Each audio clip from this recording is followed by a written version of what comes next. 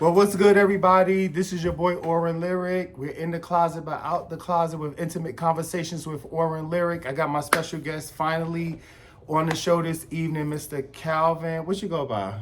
Hill or Whitley? I go by whatever you want to call me.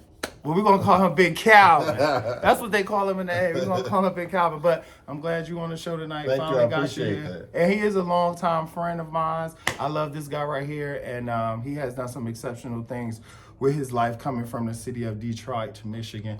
So just let everybody know who you are.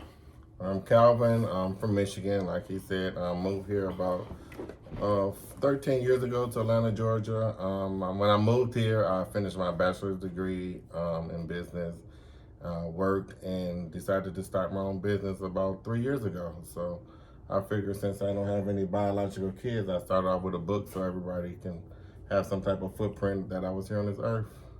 Yeah, and that's what in the closet but out the closet mean. Like I said, it's not a sexual connotation, but it has everything to do with allowing the world to see exactly who you are 100%, your giftings, your talents, everything that you've been hiding, who and whatever it is that you are, you know, letting the world see it and being able to leave a mark on this earth like he just said. Because one thing, that book will be here long after you have transitioned to better places. You know what I'm saying? It's something for people to use. You know, I've been knowing you for a long time. I didn't know you was that smart. Really? No. You're not the only one with a degree. Well, I have two. You have one? I have two. Okay. And a license. Well, good. Let's get it correct. Let's get it correct. Don't look. It's too much. And we both can cook. Well, I cook better. Or you just make good cabbage. You a lie. Look, I done cooked at his house a couple times. He ain't never cooked at mine, so he know my food is good. I ain't never taste that burnt chicken. But we about to get down to it. So where are you from? Born and raised? I'm from Grand Rapids, Michigan. That's like an hour and a half from Detroit. I moved to Detroit when I was like a teenager. So you know about that family at Grand Rapids? What they call the My Dysfunctional Family on YouTube? No, I don't really watch Ratchet TV that much. Oh. He didn't mean that. He didn't mean that. But anyway, like I watch Ratchet TV. It's a guilty pleasure for me. So how was it growing up in Detroit? So how old were you again when you left Grand Rapids? I was like 19. 19. Okay, she was like an adult. Right. A young adult. Yeah. And so how was it, the transition from Grand Rapids to Detroit? Well, Grand Rapids is more a family town, predominantly Caucasian. It was a good life for me. My mom was a teacher. My dad he come from the Army background, you know, General Motors, blah, blah, blah. Have a very good life. We always lived in the suburbs until everything took a turn for the worse. It seemed like life does that, right? Right.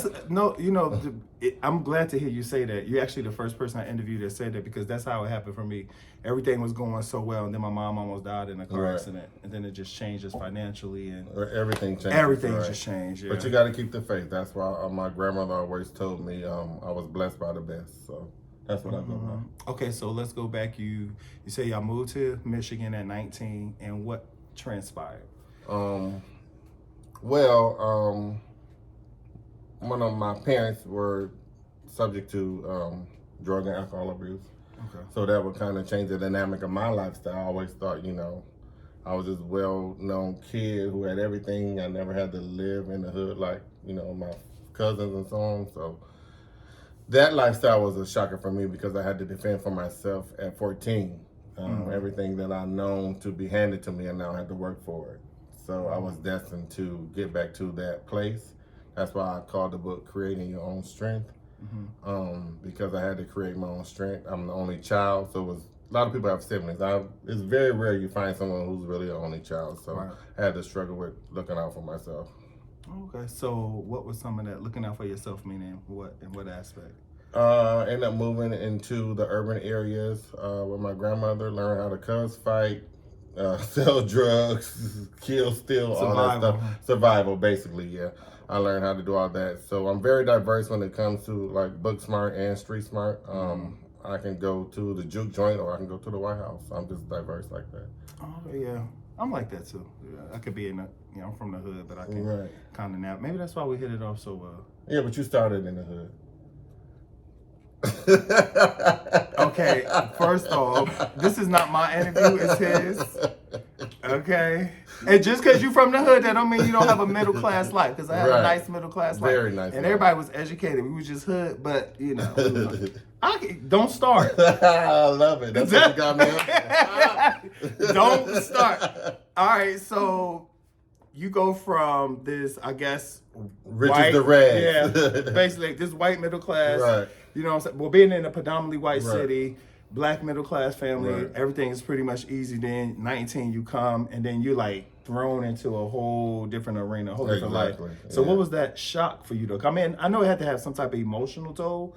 So what was the effects on you of having to, completely change your life and basically go into a life of like criminal activity, I guess? Well, For not some only fake did I have to survival. go into survival mode, I also was coming out at 19.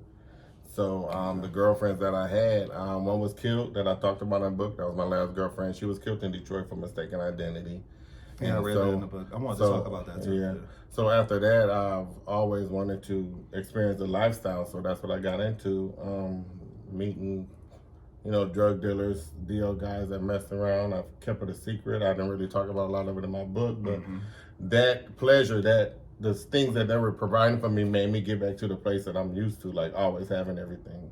So that was my comfort zone. For me. Was it easier to get, I guess, attract those type of guys or get into that because of what you had lost and they was able to seem like they was able to provide Exactly, that? yeah.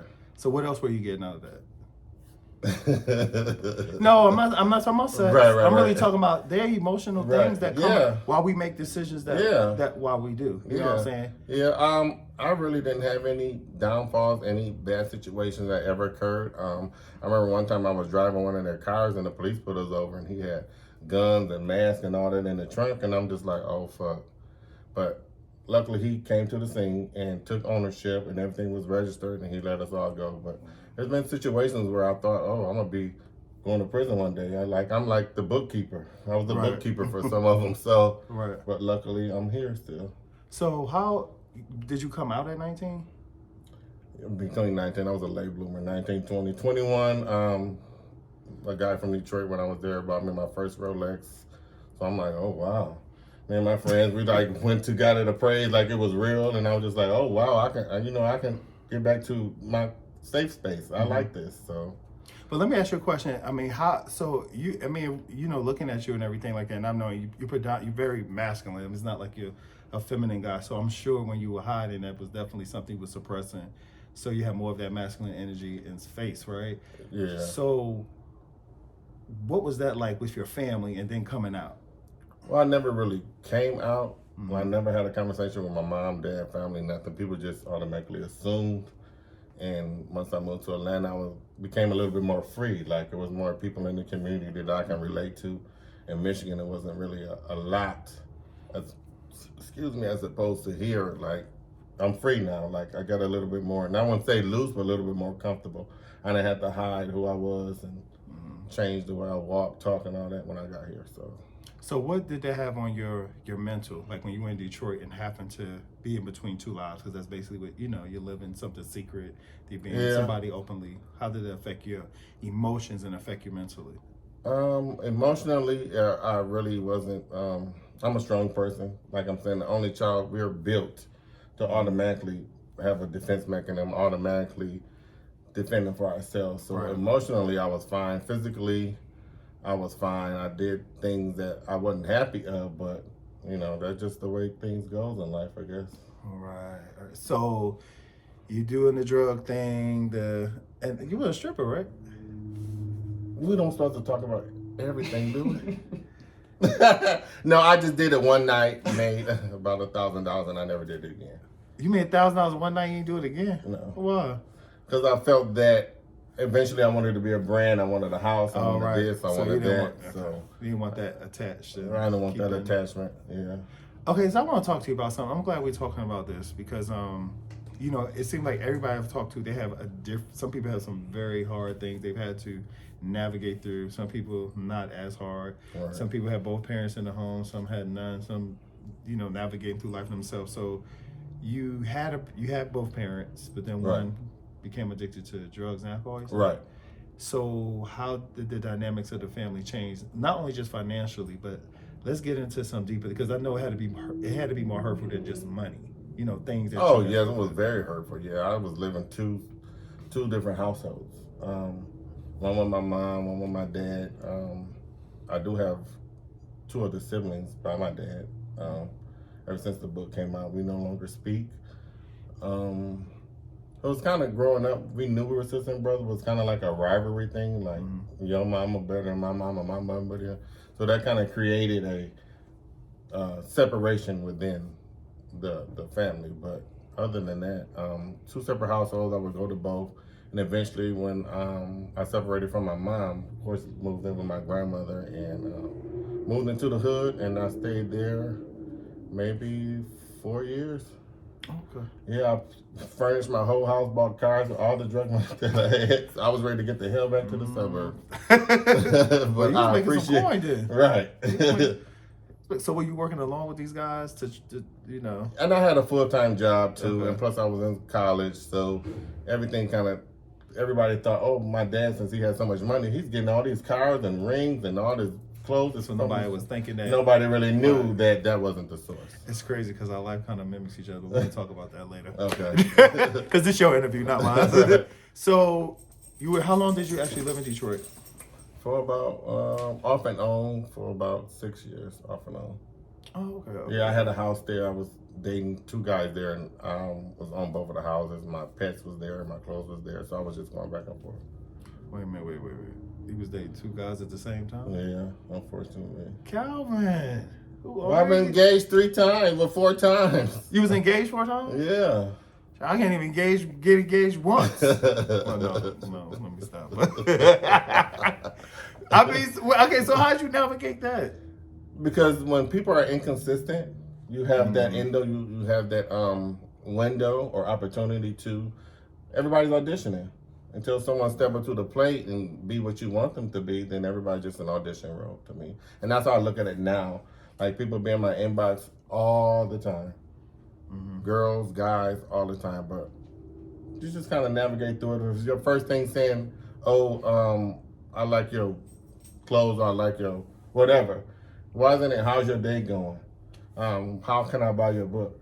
How can I buy your fragrance? Don't ask me to send samples. That's a complete turn off. Right. If you don't got the money to buy a $65 fragrance, then you automatically not for me. Look, now he about his business now. Y'all want y'all to know that. He is about his business. Whether if you like it or not, which is a very, very, very good quality fragrance, but whether you like it or not, to get to me is to support my business. Yeah. Well, we're going to get into that. I got to tell you, like I tell everybody, do not go ahead of this interview. You follow me, okay? Okay, I got Because it. we got to build.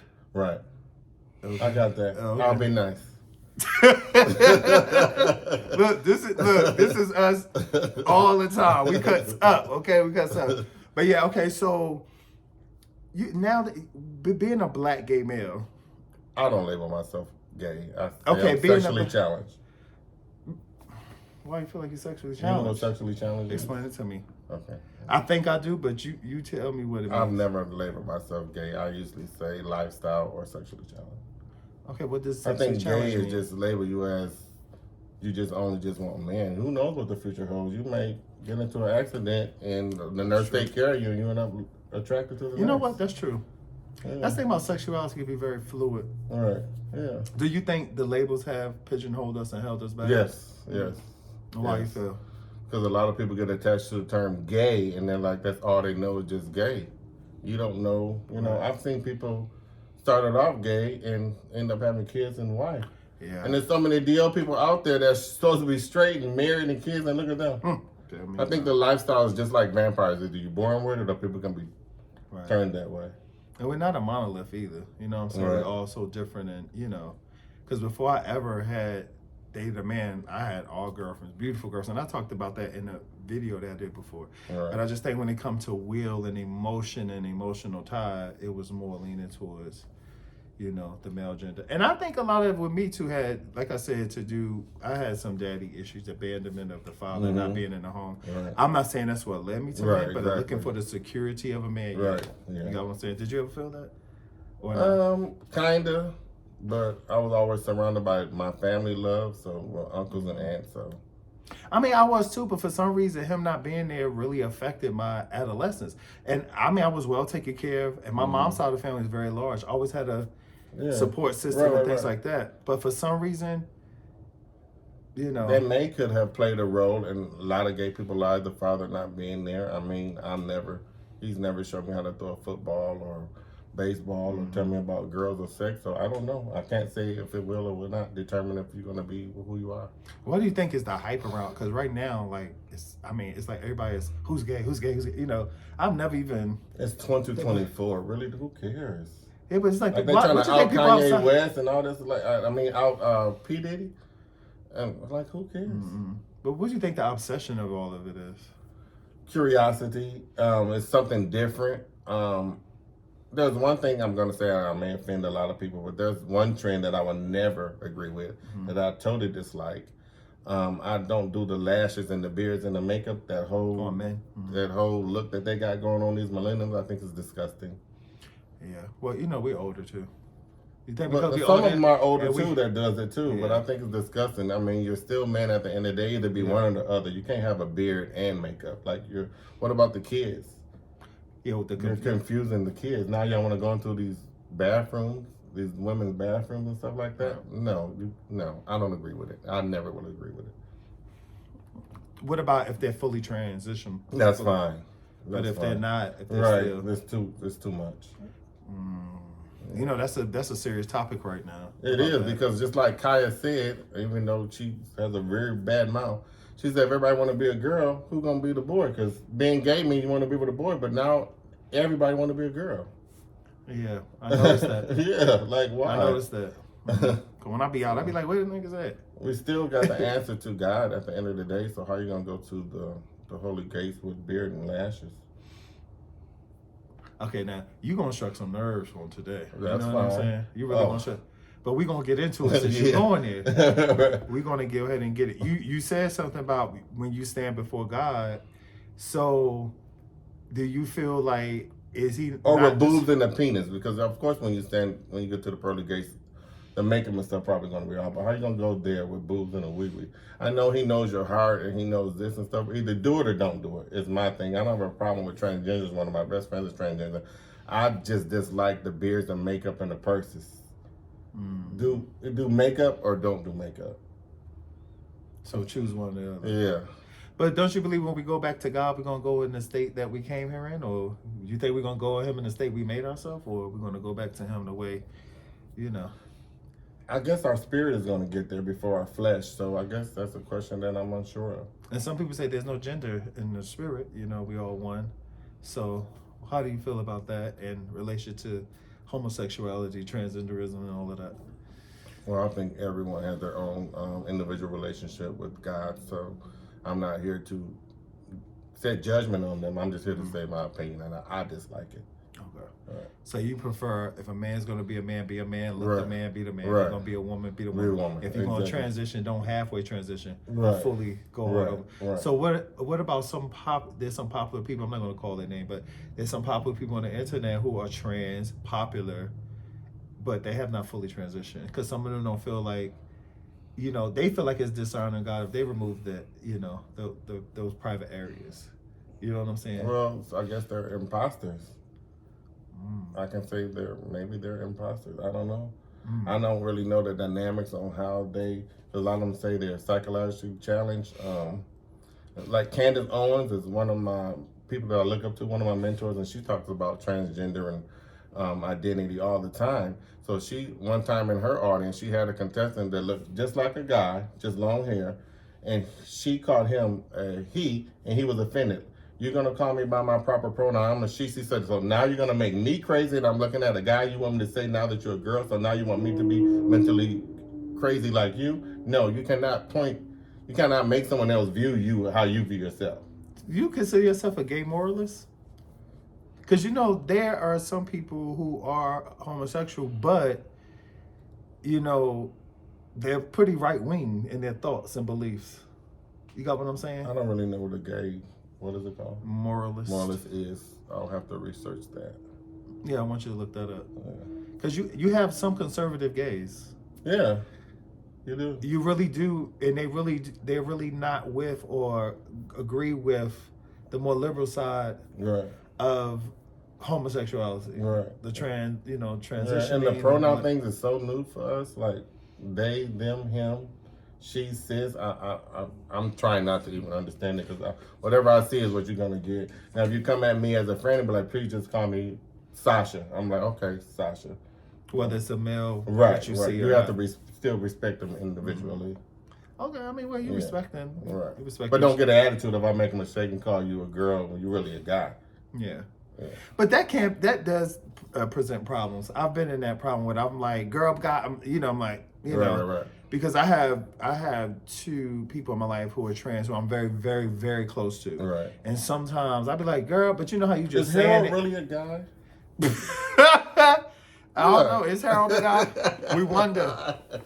He gonna kill me. Harold is going to put a whole political statement under this. Right. I want you to know he's going to read you with his intelligence down. He going to read you down, then he going to read me. You had that bitch on the show. I'm telling you. It was like Harold is fish. Right. Y'all ain't going to do my best friend like that. Best friend. I'm just the host, This is his interview because this is how he feels about you, man. I mean, I'm enjoying this and really getting into. I never knew you even thought like that. That's why you can never judge a book by its cover. Yeah, I hate when people do that. They see the stuff on Facebook and Instagram and they just think that I'm living this lavish life. I don't judge people. I don't care if you work at McDonald's or work at the White House. You treat people with respect. But I admit that you do. You don't. Until they show you something different, treat everybody. Some people do the think same. you bougie. You know that, right? Some people do. Well, I'm bougie. But I never thought I don't see you as that. Oh, okay. You welcome everybody into your house, and we not everybody. Okay, well, I welcome certain individuals those that you know and make them feel welcome. But we get real ratchet at your house, though. Yeah, we do. We have fun. Yeah, we have a good time. Yeah, okay. You spent the night one time. I did. Yeah, I don't remember what happened. I don't know which floor you was on. You was somewhere. I was on the downstairs. Okay. I was downstairs in the playroom. Okay. Shut up. He talking too much. Look, let's get back to the back. Yeah, so you really are gay conservative. Well, no title. I'm not gay. You are sexually challenged conservative. I don't know if I like that though. Oh, can I say one thing that may disrupt your interview and what? your viewers? I'm also Republican. I figured that. Did you hear what? But did you? I said right wing. You know what I'm saying? I was trying to say it without just saying you're a Republican because I mean there are gay men and women who are Republicans. You got what I'm saying? Right. Yeah, so I mean that's nothing to be, with I was at a car party the other night. They said something about Biden, and I said no, I want Trump. And the whole room just stopped, like ski. I'm like, yeah. Oh, I know you about to set it off in there. Yeah, you just have to study. Don't just go by what your ancestors told you. Just be Democrat because you're black. Study it. Educate yourself. There's so many videos and literature out there. You need to be educated before you make your decision that would inspire your vote. Right, you do. People, please read and get an understanding. I'm going to say it again. Read and get an understanding. And you cannot always believe what social media is saying to you because a lot of times it is off. It's all a propaganda. It's all an agenda. Because people have been getting their YouTube pages snatched for supporting the Palestinians. Yeah. I mean, getting a whole page snapped. So that's how you know it's political. Right. And even the government is in our social media system. Because if it's about free speech, then people should be able to have free speech. Exactly. You got what I'm saying?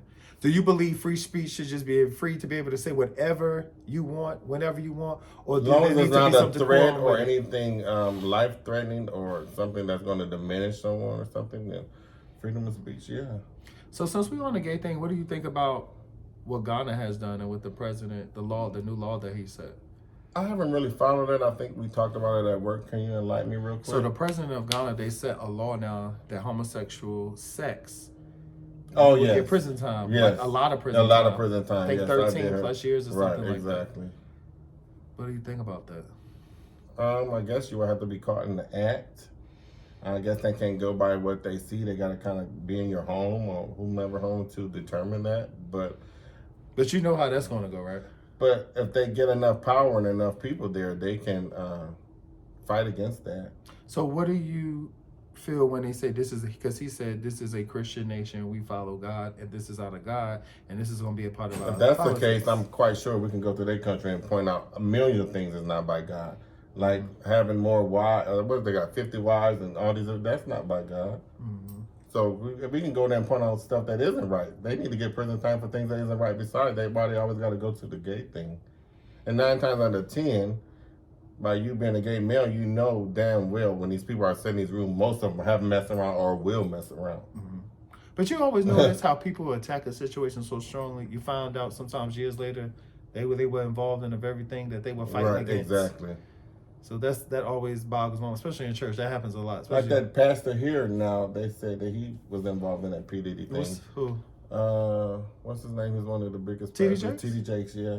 I think someone showed a clip of his church, usually be thousands of people, and they had like maybe 200 people there. Yeah. Whether it's true or not, you know what I mean? I think he still needs to defend himself and come clean if you're I just don't believe it. Yeah. I don't believe that T.D. Jakes. You think? What you believe? You think? I think he went to a party, but I don't think. You think he was involved with anything sexual? It didn't need to be investigated because a lot of times if you got 100 people saying one thing, so there's some truth somewhere. If it's just one person, like a Cat Williams saying it, then that can be overlooked. Well, everybody's not out to get one. What would they benefit? And I'm lying. I believe. I don't put. Let me be real. I don't put nothing over on nobody. Because when you in this flesh and you're a human being, you're susceptible to doing anything, depending on the situation. Right. You never know. Exactly. You may get into something, but Right. people used to kind of say, I don't want to talk about him too much because he was getting people pages clipped, and I'm just getting started. Right. I don't need them clipping my little followers. But it is a topic and Right. it is public, so we can Right. talk about it. If it's true, I think just everybody be truthful. Who cares? Yeah. What do they got to do? Because when you have set a standard for so Right, many years of okay, I yourself, agree. and you've presented a thing I so agree. long, you got people to But buy that can be into it. changed. Say, yes, I'm bisexual. God, I ain't gonna never do that. Okay, well, it's 2020. And you know what's crazy? Because the Bible said a liar can't tarry in my sight, right? So I always tell people this. If he said a liar can't tarry in my sight, if you sneak in and then saying one thing, doing something else, Right. you're lying, right? So how is God receiving you? I feel like he's receiving me because everything about my life is truthful and honest. Right. You got what I'm saying? Yeah, I don't feel exactly. separate from him. I actually feel more closer to him because of that. Because I always felt like when I was in the closet and hiding and always nervous about being that it was causing more damage Right. to my relationship with him than bringing me closer to him. And damage to you. It was doing a lot of. It definitely was doing a lot of Right. damage to me. You know what I'm Exactly. saying? What psychological effects did you have on your sexuality? Did it do to you? No, Nothing at all. not really. You just been easing breezing through life, huh? No, even breathing through life. Because I always put God first, always, Right. regardless of what situation I'm in. And you have to do that. Yeah. So what do you say to people now? A lot of people are turning away from God. I think that's their own individual choice. Like one of my close friends don't even believe in God, but that's their own individual choice. Like Democrats and Republicans, that's your Right. choice. But I know what I believe in. Right. I know who saved me from accidents and molestations and all these other things like that. So my belief is very, very strong. I always tell people a lot of times stop blaming God for the mistakes of people who have free will because God gave us free will. When people do things, they're making a decision to do it because we have choices. Right. When just think about it when you was selling drugs or something like that. I'm sure in your mind like, should I do this or should I not do this? You know what I'm Oh saying? no, I was going to do it. I wanted that. Yeah, but money. wasn't it your choice though? Yes, You got what I'm yes, saying? yes. It was your choice though. I'm saying. Right. And my choice to Nothing- stop. Exactly. So you made the choice to go on, and then you made the Right. choice to stop. Let's talk about, since we going to this, I guess this is the avenue we're going. This may help a lot of, I'm sorry, people who are with the LGBTQ community who believe differently and are afraid to say that I'm a Republican. Because I'm sure you ain't the only one that Oh, want Trump no. in office Oh, right. and who is same-sex attracted. So what would you say to that group of people? Just be yourself. Like I said, do your research, read up on it, and just vote for who you want to vote for. Do you really think being a Democrat or Republican still have an effect on your everyday living situation, your Well, everyday clearly life? it doesn't. I mean, you know, I mean, it literally, it affects some things, but I don't think it's going to. It affects us when it gets to economics and stuff like Right. that. You got what I'm saying? Right. Because our economy is real bad right now. Right. And scamming is at an all-time high. People trying to survive. People working. People have always worked multiple jobs, but people working multiple, just trying to do anything now. I don't like to be able to make anybody it. who's trying to hustle, OnlyFans, Oh, yeah, I don't work at judge nobody. McDonald's. Yeah. As long as you're trying to take care of yourself, you're not out here robbing, scheming, and scamming on people. I can respect that. Well, I don't like them people who scam and steal people money out the bank, because that happened to me, and that is y'all stop that. Stop that. You learned your lesson. You put a lock on it now, right? It's always had a lock on it. They was able to just get into it. Remember what happened to Andy Cohen? Did you see that? Oh, yeah. How they was able to get it? How they getting that information on it? They say once you start, if you shop online, your information's out there, boom. You know what I'm saying? It can get there, and all our information is on that dark, what they call the dark web or something. Well, like the good things, banks and institutions are willing to work with us and know that our shopping pattern isn't like that, and they usually try to reimburse you and help whatever they can to protect you moving forward. And it be no, I ain't gonna say that because I'm about to. Well, some of our friends. Okay, well, let's not throw our friends. We're not gonna do that. We're not gonna do that. Look, we are not going to do that. And we go. Rewind. This guy has no filter. Okay, we'll come out. He gonna say it. We gonna talk about it, right? All right. So you in Detroit for 6 years, and you come here to Atlanta. Went back to Grand Rapids. Went back I to bought Grand a house. I had a house there, and I moved here. Okay. So what year did you come to Atlanta? 2011. So how was Atlanta in 2011? It was nice. Well, I visited. My best friend lived here, so I visited all the time. I tried to move here once, actually. One summer I moved here, and my car needed a transmission, so on and so forth. To make a long story short, the car ended up blowing up. I had second-degree burns from here. That's why I got flame on my legs now from the burn. Oh, that's why you I talk about it in the book. Oh, yeah. Oh. Yeah. So after that, I went back home, got myself together, and once the job that I was at. So let's go back to that. So you got burned inside the car? You got. Mm-hmm. Oh, okay. Yeah. Had plastic surgery too. Really? Yeah, I was in a car accident 10 years after that, 2006. So let me tell you something. You said you had no adverse situation. That's a lot of stuff you've dealt with. I think it's just how you've handled it. Yeah. That's why I say I think we mimic each other. I'm glad we had this conversation. Like, we mimic each other a lot of ways, because I'm like that too. Like, I've experienced a lot. People would never think that. They think I've just had some. A lot of people buy the book, but they don't read the book. Yeah. And the people that read the book, they're either crying and laughing. It was like, I love the book. When you support somebody, I don't say you have to read it that day, or at least definitely it was a good read. Okay, well, I'm guilty of that too. I read excerpts from it because I had to do the interview, and so my bad. I love you though. Yeah, I love you too. And your dry ass cabbage.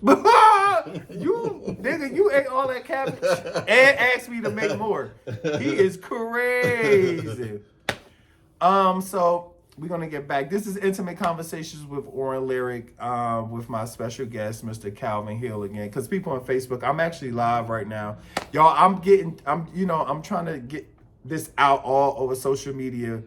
Intimate Conversations with OrenLyric. Like I said, talking to young Black men and women who have accomplished things, who have had adverse situations go on in their life, and hopefully we can bring hope to somebody else out there who has been in the same situation or currently in a situation you feel like you can't get out. So my goal is, like, if you could see us, you know what I'm saying, who really did grow up with silver spoons or a lot. And Matt, that don't mean just because you grew up with a silver spoon in your mouth, you don't have no troubles. Just like he said, his life was great, and then all of a sudden, it seemed like things start to spiral out of control, because life happens to us all. You know what I'm saying? So we just want to inspire people, to get up. You could do something with your life. This man has a fragrance company and major department stores at that, and he's an author, and he fights too. He's a what you call him, a battle cat? No, I don't fight. I'm a trained assassin. It was a different. Well, level. you told me one time at your house, you was like, Oren, I'm a battle cat. So we were going back and forth. I'm from Newark, he from Michigan, so he was like, Oren, I was like, what? Okay. When we get to 58. No, count me down from 5 minutes, and then when I get to 5 minutes. Okay. Because we actually had 34 minutes and 33 seconds. All right. So now I want to get to you in Atlanta. You actually moved to Atlanta. You had a situation with your car. You had reconstructive surgery. You had all these things done. what started to change to put you towards being an entrepreneur and a business person? What actually happened, or when did it happen? Well, I've been working in the fragrance industry for like 25 years. Oh, okay. And it is a very, very lucrative business. This is billions and $billion business. And so I'm got all this training and all this knowledge. And I'm like, have a black person ever created their own fragrance?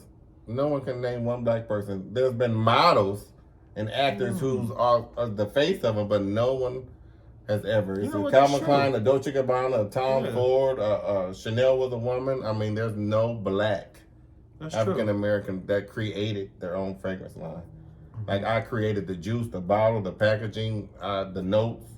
Everything was created by me. I'm not just the face, you know. Did you bring a bottle? I brought them. All right, let's bring them out. They actually smell really good, you guys. They're really, really, really, really good. We're gonna Well, this one is called Husband Material. Look at this. Because I've Husband Material. engaged so many times, I figured. Well, if they spray this on, will they be right? Potentially. Potentially. Oh, dang. Guess you can't put all your eggs in one basket. I could put all my eggs right in this cologne. Okay, what's the other one? Smell it. Yeah, that smells really good.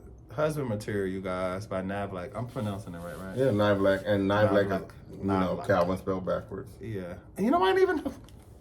Yeah. So you didn't study? I didn't know it was Calvin spelled backwards, but I like that. I was like, where did he get this name from? And you also have a woman's fragrance too, right? I've sold out of that, but I do have my brand new unisex fragrance here. It's called Acrimony. Oh, and the bottles are really nice. So I like a simple, clean bottle. And this is for women, right? No, unisex. Okay. So that's the first unisex fragrance. What is this one called? Acrimony. Acrimony. Oh Lord. Yeah, that smells good too. I like. Yeah, that's definitely. Let me put a little bit on. It smells kind of like sex. That smells good. That's the aphrodisiac. Yeah, that's what I'm saying. It's so how you come up with the name Acrimony? Well, the fragrance, like it do have like it makes you feel kind of sexy. So when you designing your fragrance, I know U.S. don't really do a lot of good fragrances. U.S. has Calvin Klein, Polo. All the top design fragrance companies come from Italy or France. So mine came from Italy. Had it shipped here, had to go through customs, but they give you like a chart of a million different notes. Like me being in the industry, I know which notes to. I'll get something from Tom Ford, I'll get this from Chanel, I'll get this from, and then add my own to it. And they send you these sample bottles, and you just have like a little, not a listening party, but like a fragrance That's the one we came to. That's right, and then let me see this real quick because I want to say something to the people. Let me see. No, let me see one? the one in the bottle, the plastic. Yeah, this is amazing. I want to say something. This is a black man. I need people. I'm so glad. This is a black man that has his own fragrance. He created, designed, came up with. It's all his. Do not tell me that there's nothing that you cannot do. This is really like amazing, Calvin. I mean, it's different when you invite us to the parties in the house, but it's different. I mean, people don't know what goes into it. Yeah, no, you're really, really legit. Right. That's what I'm saying. Like, this is, and you're a black man, a black gay man at that. I'm sorry, he's black and sexually challenged. But people, you don't got to be broke. Right. You have to just have a desire to create and do the work. Yeah. Okay, so let's talk about the book. When did you write the book? Let's bring the book out. I started off with the book about 2020 and 2021. Creating Your Own Strength. Yes. So 2021. So yes, how did you that was the introductory to Nivelac the brand, and of course Nivelac is Calvin spelled backwards. I talk about a lot in the book. I open up a lot. I figured like, why keep being ashamed? I'm about to write this. If you writing a book, a lot of people call me, you gonna expose us? No, because you have to write fiction, just change the names. But everything in there is true. So you won't be sued. You have to just change the name. So what made you come up with the name Creating Your Own Strength? I pondered on the name, I pondered on the title for a long time, and I just Googling stuff. And then it was a poem called Creating Your Own Strength. And I'm like, that speaks to me because I had to create my own strength to overcome objectives and adversity and situations and being the only child. Like, I had to create my own strength, create my own world, what I wanted to make it to be. So that's basically what it talks about. It's like it's like an autobiography of my life and how I came up with things. So basically, situations in your life, you see, me working in mental health, everybody does not have that ability to get in something and then automatically strategize their way out. You know, to think, because it's either kill to be killed. You know, it's the givers and the takers. You got what I'm saying? And that's what life is about. It's only the strong is who survive. You got what I'm saying? So when you were in certain situations, is that what you did? You're just like, okay, I gotta figure my way out of this. I gotta figure your way out. You gotta figure it out. And it was tough figuring it out. And after I wrote the book and I did like my book signings, COVID hit.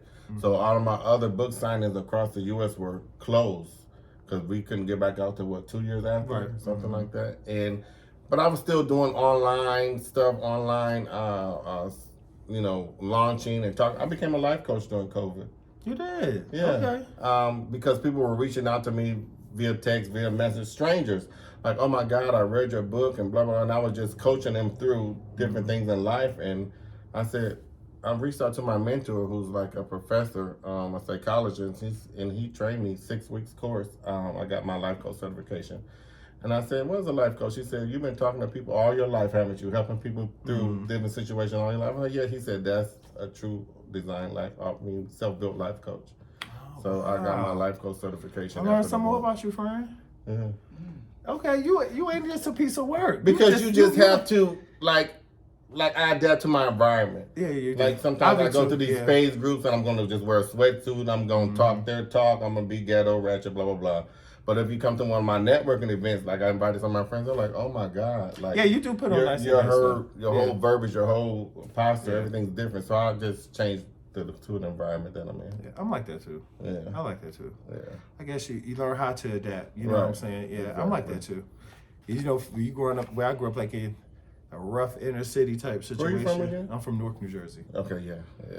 You forgot? I knew it was somewhere. I thought it was Philly, but. Same thing. I ain't never told y'all. I ain't never told him I live. Yeah. So you just learn how to navigate. Then my mom, she just taught us. This how you're gonna be. And my mom always prepared us, especially because we look black and where we from. You got what I'm saying? Exactly. But I was talking with a friend earlier. What do you think people are so angry with those of us who are part of the LGBTQ community? Why do you think? What is that obsession? You mean society or society? Why do you think they're so heterosexuals? Yeah. Why do you think they're so? It's just an issue for them, but it's really not that big of an issue. But I've encountered a lot of that, so I can't speak on that. But I mean, I'm just talking about looking in the media news. It's such a big topic every day. It's always being talked about. You know what I'm saying? Right. What do you think that obsession? I know we talked about. You said curiosity, but I'm talking about. I told him I feel like in a lot of areas there are people who are actually maybe feel a little intimidated. Maybe a lot of gay people are successful. They're insecure. I would say that people that are investing in the negativity of the LGBT community, they're insecure because they're dealing with their own demons. They're dealing with their own insecurities. That's what my philosophy is. Do you think it was better when things were more underground, or it's better now that it's just so exposed? Well, we're just so free. We have all these rights. I think not underground and not so exposed, but somewhere in the middle. There still should be some type of level of respect. They should respect you. You should respect them. I mean, see a guy going to a gas station with little booty shorts on. They shouldn't make fun of him and beat him up because people have been killed. Like, a lot of people have been killed from the way that they are. Yeah. Even though I've never did that, but no one deserves to get beat up and get killed because of the way that they look. Boy, girl.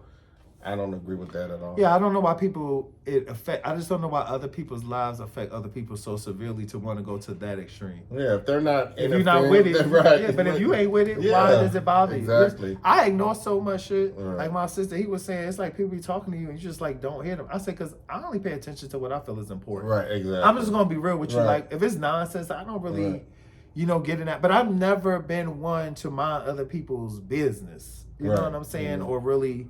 And then when I was growing up, If people in need, my mom let them come and stay at our house. Right, You know what right, I'm saying? If it's so, I didn't have that. I don't have that Right. thing to be judgmental and whatever. So people, we have about 2 more minutes to part 1, and then we're going to come back with part 2, and Calvin's going to give you all his information, where you can find him, where you can get this wonderful book. And like I said, now I'm going to sit and read all of it. I just was reading excerpts, but I'm really, he's just my friend and brother. So I just like, this Calvin, I love him, boom, boom. But, I'm really inspired by him today, and I hope that you are. So we're going to be right back. And we have 5 more minutes. And then he's going to do the 5-question countdown where I ask him 5 questions. And he just got to answer right off the top of his head. And I am definitely going to gag him. We'll be right back.